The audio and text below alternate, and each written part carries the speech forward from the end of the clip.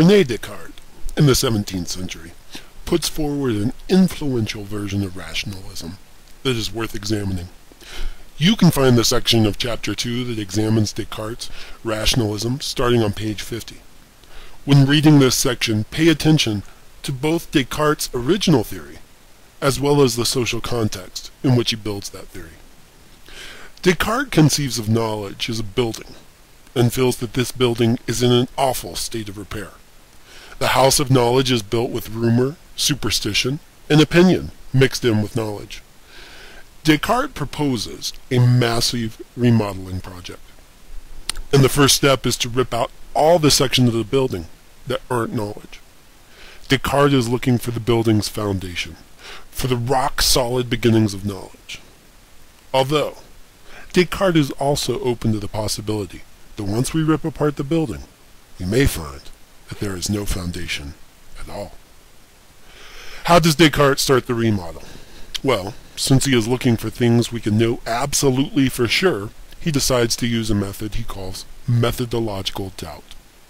He applies this radical doubting to everything.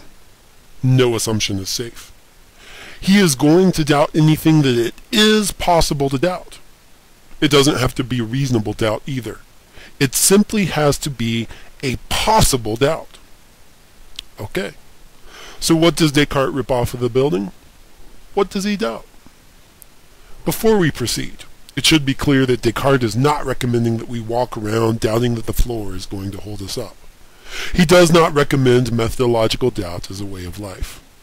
This is an experiment, and even if we find out knowledge has no foundation, we will return to our everyday lives and live them more or less as we have in the past.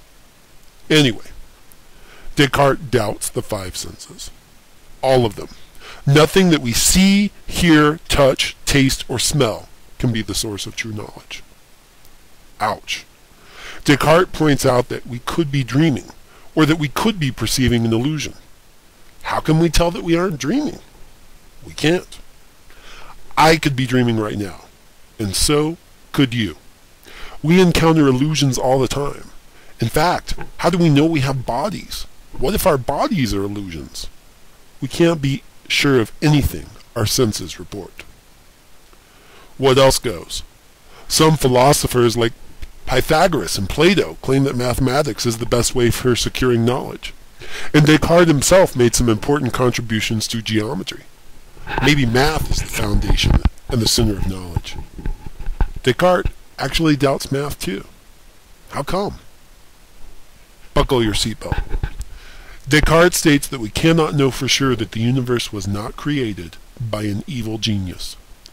We have no way of knowing that 2 plus 3 really equals 5, because if the universe was created by an evil genius, he could deceive us into believing 2 plus 3 equals 5, when it really equals 6.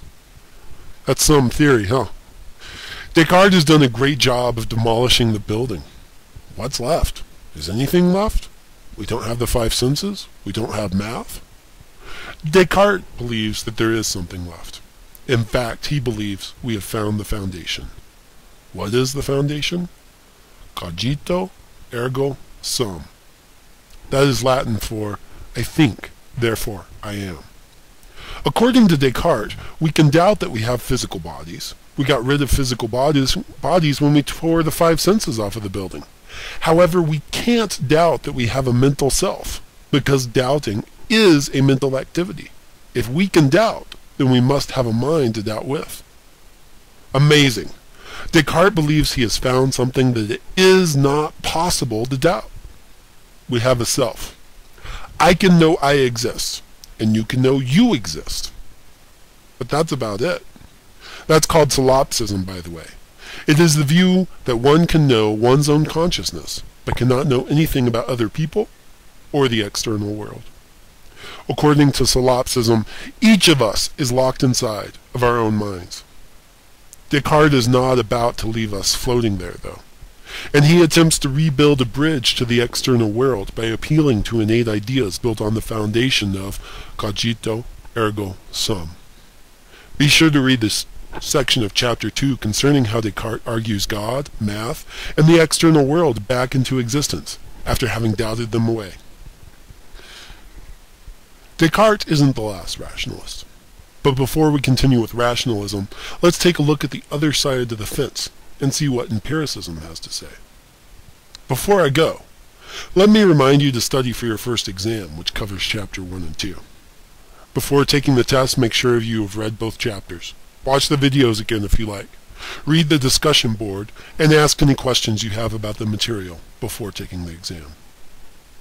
Good luck.